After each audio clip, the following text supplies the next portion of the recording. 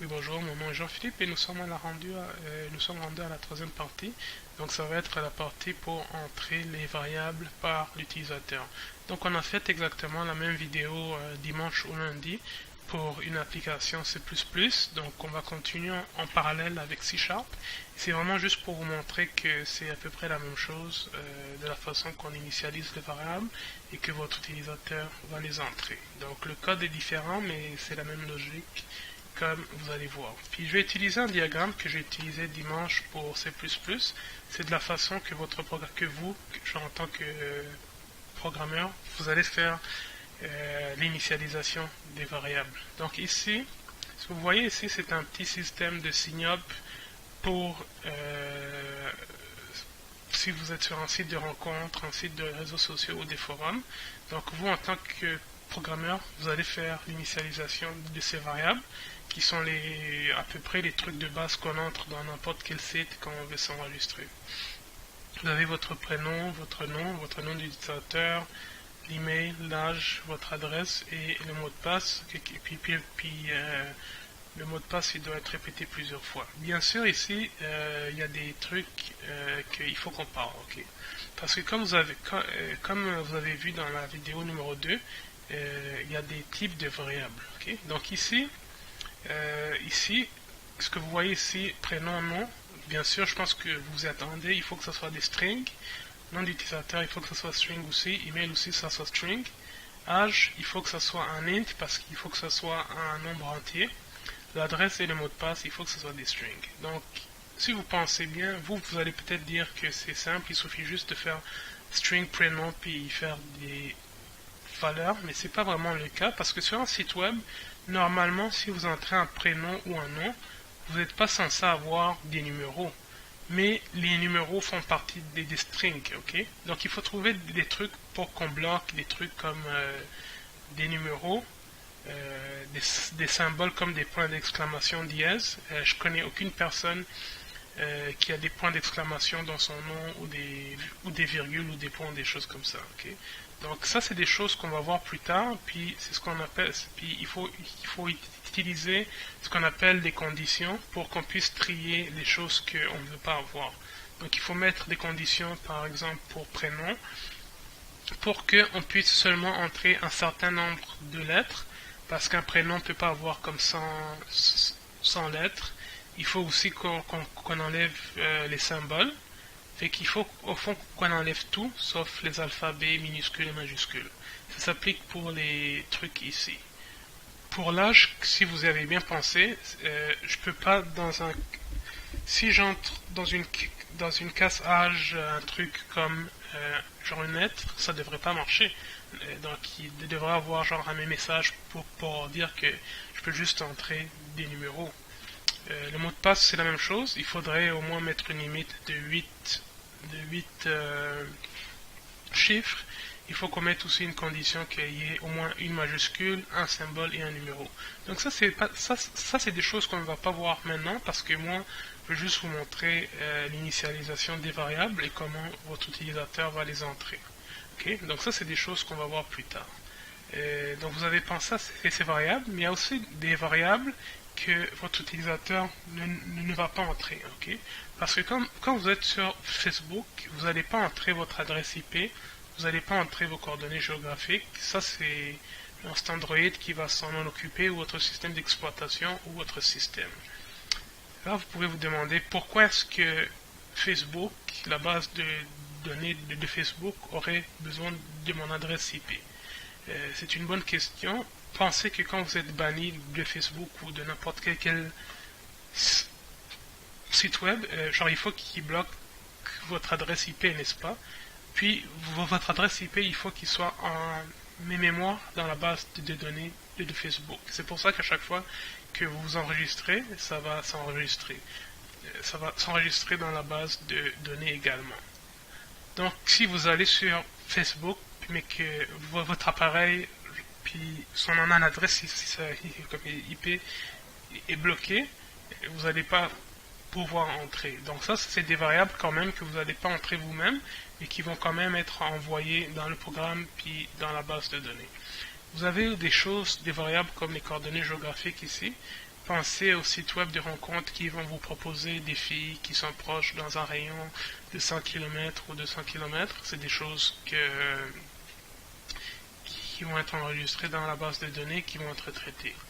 Pensez au fait que quand vous allez dans certains sites d'emploi, comme JobBoom ou l'autre site, je pense que c'est WorkTruc, ils vont pas vous permettre d'envoyer votre CV ou de faire des formulaires d'emploi si vous utilisez genre des cell ou des tablettes. Donc ils vont vraiment juste permettre que vous envoyez votre CV si vous êtes sur votre Windows ou votre Mac. Donc c'est des choses comme ça c'est des variables quand même que vous n'allez pas entrer vous-même et qui sont quand même importantes. Donc comme vous pouvez voir ici, il y a une base de données, puis il y a aussi une table utilisateur que chaque champ ici va correspondre à chaque variable que vous, en tant que programmeur, vous allez créer. Donc pour chaque variable que vous allez faire, il faut aussi créer des champs pour que ça puisse être enregistré. Donc quand vous faites une variable prénom, il faut aussi que vous créez une table utilisateur avec le champ prénom. Quand vous créez un nom, il faut créer un champ nom. Quand vous créez un nom d'utilisateur, il faut créer un champ nom d'utilisateur. Puis ça se fait à l'aide de MySQL. Les trucs ici, ça va pas se faire avec C++ ou C#. Ça, c'est un langage spécial qui est fait juste pour créer les bases de données. Ensuite, il faut que votre programme ici communique aussi avec la base genre avec votre serveur puis votre base de données. Donc ça, c'est un langage aussi à part qui s'appelle PHP. Et bien sûr, nous, on va utiliser C# et C++ pour créer nos variables ici. Ici, vous avez une classe utilisateur, parce que mais ça va être pour la deuxième partie. Parce que nous, ce qu'on va faire, c'est qu'on va créer toutes ces variables ici, dans notre classe programme, dans notre fonction main. Parce que moi, ce que je vais vous montrer, c'est juste l'initialisation simple des variables, puis c'est vraiment juste ça parce que c'est un projet console, donc on n'a pas besoin de créer des classes juste pour montrer des phrases dans un écran console. Mais la meilleure façon de faire, c'est qu'il faut créer une classe utilisateur où on va mettre tous ces variables. Donc ça va être dans un fichier à part, dans une classe à part ici. On va l'appeler classe utilisateur.cs. Puis là, on va mettre tout ce qu'on a fait ici, on va la mettre dans la classe utilisateur. Okay? Donc c'est la meilleure façon de faire les choses, mais puisque c'est juste la première partie, nous on va juste créer ça, on va créer tout ça dans la fonction main. Parfait, donc ce qu'on va faire, c'est qu'on va initialiser les variables comme on a fait dimanche. Et je vais vous montrer quelques anomalies qui vont apparaître lorsque vous faites l'initialisation de variables. Donc si vous en rappelez, pour créer des variables, il faut juste écrire le type de variable. On va écrire prénom. Ensuite, on va faire nom. Comme vous voyez, ça va être en vert parce qu'on n'a pas encore utilisé ces variables. C'est pour ça que c'est en vert, c'est pas un message derrière, c'est juste pour vous dire que ces variables, pour l'instant, ça ne sert à rien. Donc c'est comme un gaspille de mémoire, c'est juste pour vous avertir.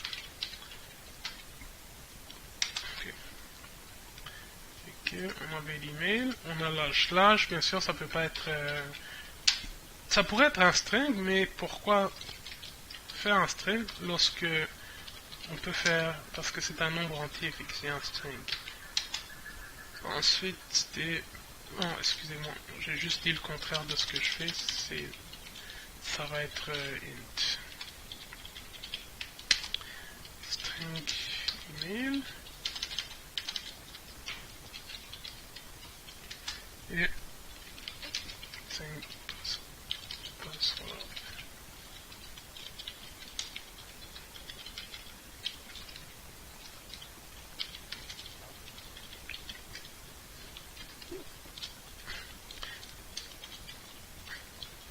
Donc moi j'aime bien séparer les choses. Vous pouvez faire comme ça si une autre personne Comme ça, si une autre personne lit votre code, il n'y aura pas de problème. Parce que mail, peut-être que le mot mail est déjà pris, c'est pour ça que il y a des noms qui sont réservés des fois quand c'est pris. Et que ça, ce sont nos variables. Donc vous avez vu, ça a pris quelques secondes pour initialiser les variables qu'on a ici. Okay. Maintenant, il faut qu'on puisse faire des lignes pour que votre utilisateur puisse les entrer. Et bien sûr, quand on va faire une application Windows Form ou WPF, là, il faut vraiment créer des boutons et des champs pour entrer. Mais ici, on va faire une application console, et que ça va juste être des lignes. Puisqu'on commence le programme, ce serait bien de faire juste une petite introduction. Okay. J'espère que vous vous rappelez comment écrire de simples phrases. On va faire comme si c'était un site de rencontre. Okay. Il y a un truc que je ne vous ai pas montré dans la vidéo précédente, c'est que j'aimerais qu'on puisse appuyer sur un bouton juste avant que les autres lignes s'affichent pour qu'il n'y ait pas trop de phrases qui s'affichent en même temps. Okay. Il y a une petite fonction qui s'appelle console.readKey qui va attendre que l'utilisateur appuie sur un bouton avant d'afficher les autres lignes. Fait qu'on va dire qu'il est venu sur Match et puis on va demander qu'ils entrent des informations. Okay. Donc, on va demander qu'ils entrent les 7 champs requis. On va dire entrer, s'il vous plaît, vos informations. Ok. On va faire encore console.readKey.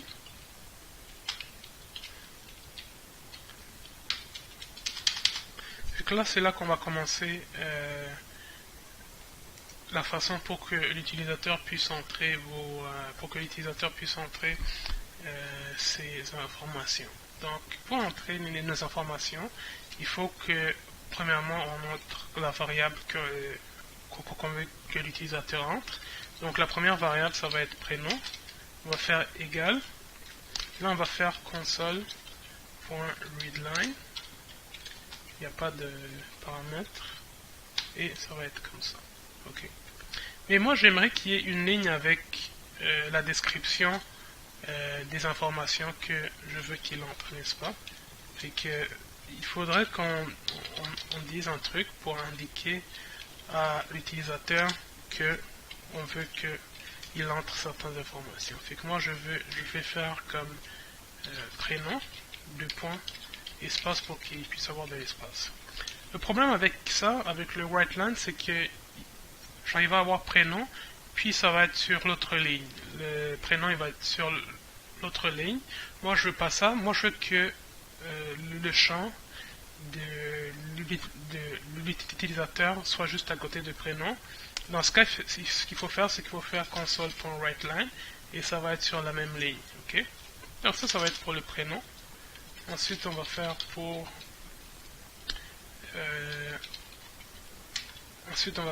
le nom.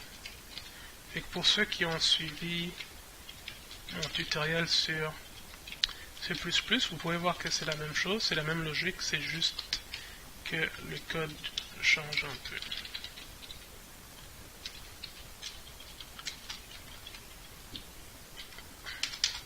Ensuite, ça va être console.write.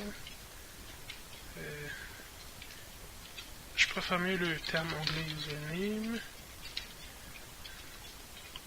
En passant, si vous êtes francophone, je dois vous dire que c'est jamais bon de mettre des variables avec des accents, des trucs comme ça. Quand on fait des variables, il faut s'en tenir à l'anglais, c'est comme ça que ça marche, c'est le standard. Sauf quand vous faites des commentaires, ça c'est correct, mais pour faire des variables et des fonctions, il faut jamais mettre, je m'excuse, mais il faut jamais mettre des trucs qui sont pas dans la langue anglaise comme des accents graves, des accents aigus, des choses comme ça.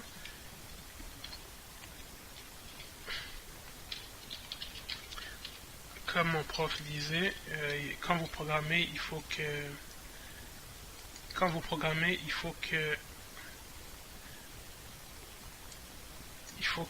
votre français reste chez vous.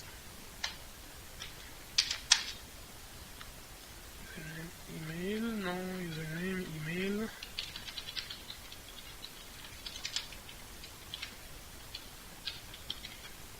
Ok, je suis content. Username, ensuite ça va être email.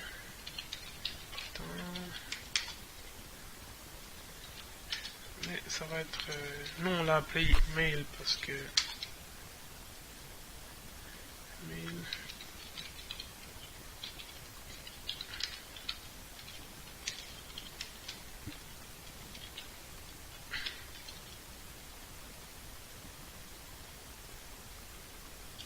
Et là vous allez voir qu'il va y avoir une petite anomalie avec l'âge.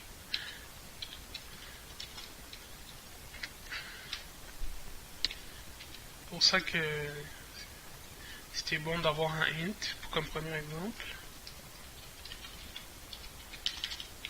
Puis j'ai oublié quelque chose ici. J'ai oublié d'entrer.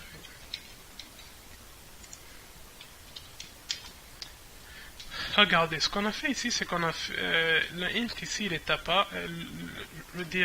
La variable âge ici, c'est à part parce que les 6 autres variables sont des strings et l'âge est en int. Fait que regardez ce qui va se passer si ici j'essaie d'entrer âge directement. Ok.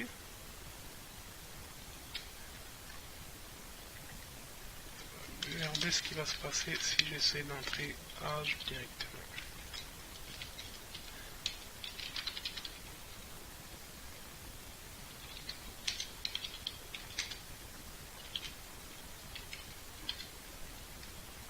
Il y a un bug ici.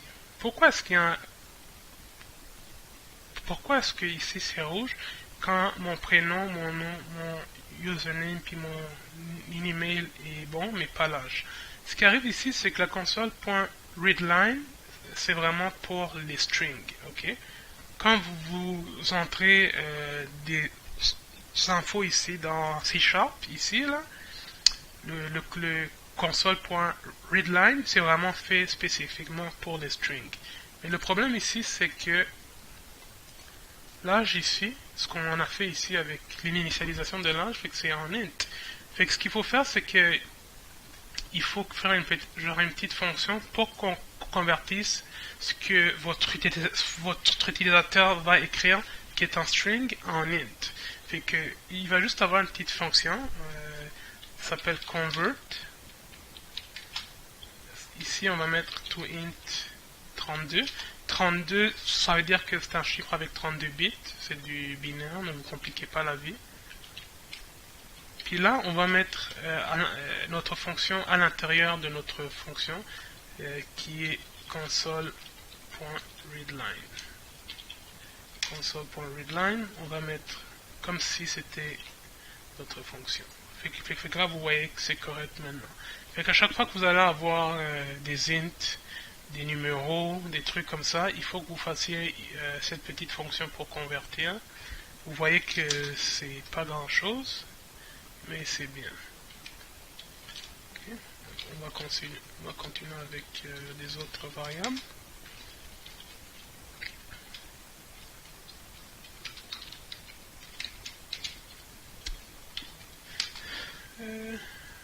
Mail.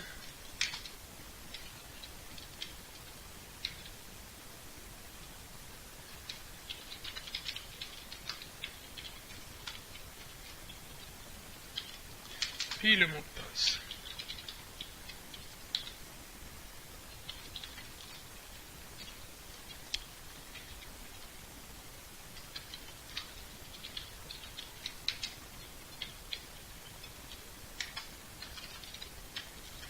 Je pense que j'avais écrit password aussi.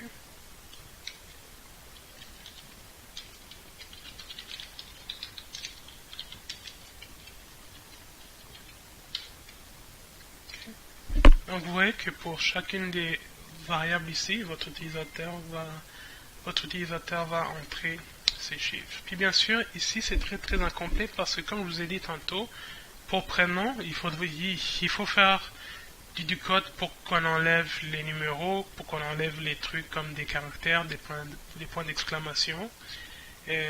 Pour l'email, il faut mettre bien sûr des conditions qu'il y ait le A commercial, il faut qu'il y ait le .com, il faut que ça soit aussi un domaine qui existe pour que l'utilisateur n'entre pas des trucs qui n'existent pas. Le password, il faudrait qu'il y ait un minimum de 8 caractères, il faudrait au moins une majuscule, il faudrait au moins un numéro. Donc ça, c'est des choses qu'on va voir plus tard. Ici, moi, je voulais juste vous montrer comment on fait du code pour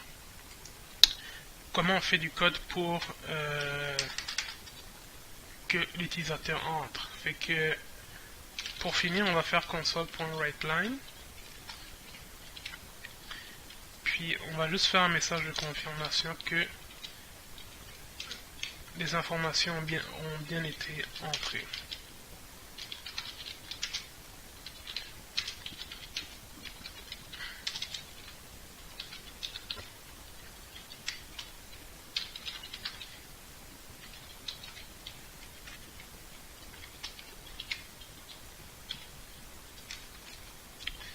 Et que on va faire ici console.writeLine. On va juste faire info. Et ce qu'on va faire ici, c'est que là, on va afficher tout ce qu'on a entré. Okay? Et qu'on va faire console. Des fois, quand on choisit pas writeLine, là, on va entrer le prénom. Console.writeLine.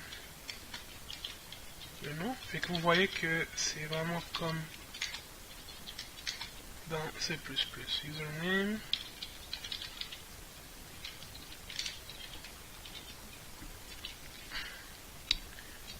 Username.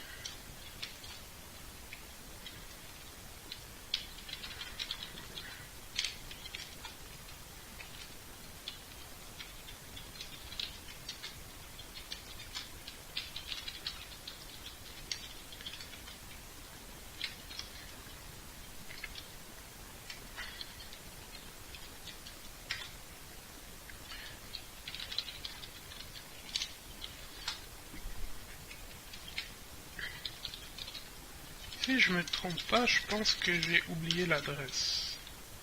J'ai oublié d'initialiser l'adresse, mais...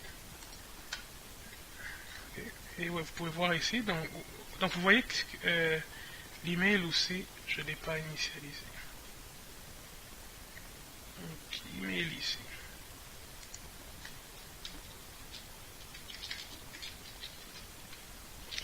En fait, je l'ai initialisé, mais c'était une autre truc ici. Puis ici, c'était l'adresse. J'ai comme répété. Je suis distrait aujourd'hui.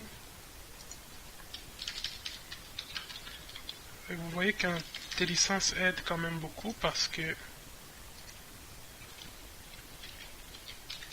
ça a pu me montrer que je ne l'ai pas mis.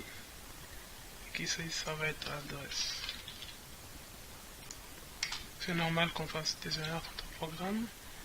L'important, c'est juste de les corriger. Donc, adresse, password, et on va vérifier vite, email, username, prénom. Ici, c'était email, parce que je viens juste de le changer. Âge, après l'âge, c'est adresse. Finalement,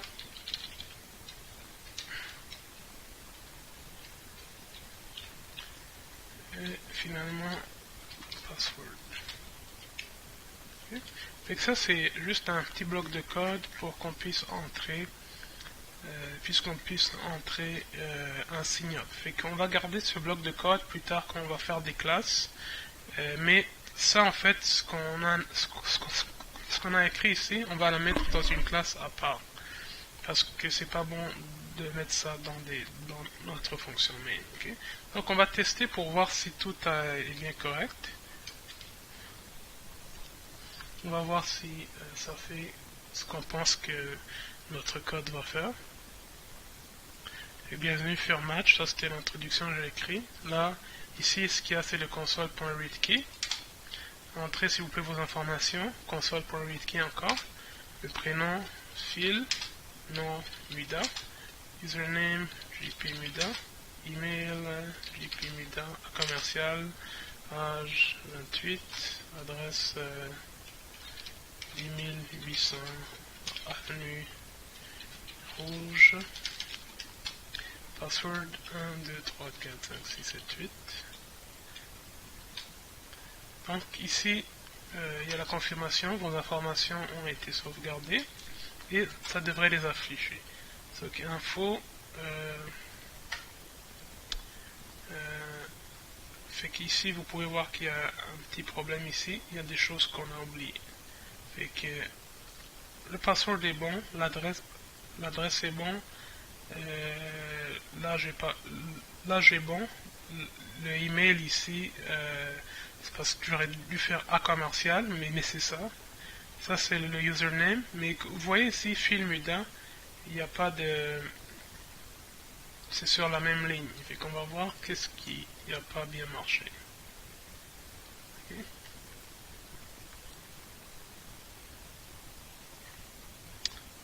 Vous voyez ici que ça n'a pas bien marché. Vous voyez ici, j'ai écrit console.line à la place. Ok, donc j'ai écrit console.write à la place de writeLine. Donc c'est pour ça que c'est bon de vérifier. Et là, ce qui aurait été bien ici, je peux vous montrer un autre truc pour imprimer un string puis en même temps une variable. Fait qu'ici vous pouvez faire prénom, 2 points, et ici vous faites plus. Okay. Parce que là, tantôt, ce que j'ai fait, c'est que ça fait juste les imprimer, mais je ne sais pas nécessairement ce que c'est. Okay. Donc c'est bon de s'organiser comme ça. Fait que ça, c'est un autre truc que je ne vous ai pas montré. Vous pouvez mettre dans votre paramètre un string plus la variable. Donc vous pouvez mettre plusieurs choses. Vous pouvez même mettre plus que 2 variables ou même plus que 2 strings, ça n'importe pas. Moi, ce que je veux dans ce cas, c'est que ils affichent le nom puis la variable de ça. Ok, fait qu'ici ça va être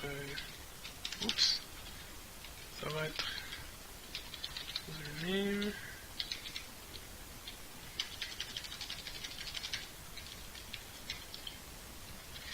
Ici ça va être email.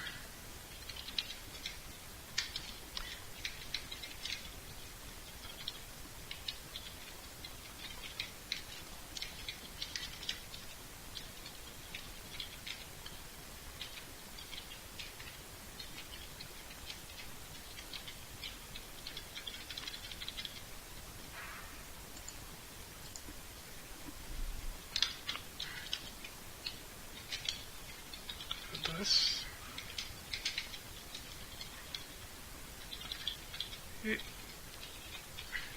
password.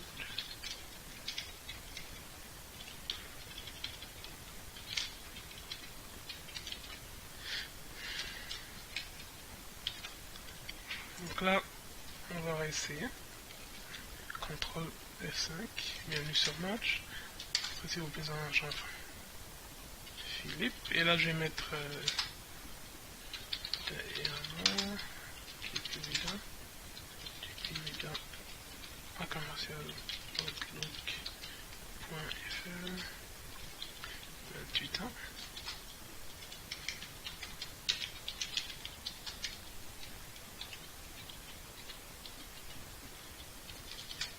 Vos informations ont été sauvegardées. Et là, vous pouvez voir que c'est clair. En fond, prénom Philippe, nom Muda, username jpmuda, email, âge. Fait que ça a bien marché. Puis bien sûr, dans la troisième partie, ce qu'on va faire, c'est que pour chacune de ces variables, bien sûr, je pense que vous avez compris que pour chacune de ces variables, il va falloir faire un bouton et des champs. Ok. Puis puis aussi pour ce bloc de trucs ici, pour ce bloc de variable, il faut la mettre dans une classe à part. Fait que merci beaucoup, puis dans la prochaine vidéo, on va commencer à voir un peu ce que sont les conditions, les if, puis les loops et les choses comme ça. Merci beaucoup.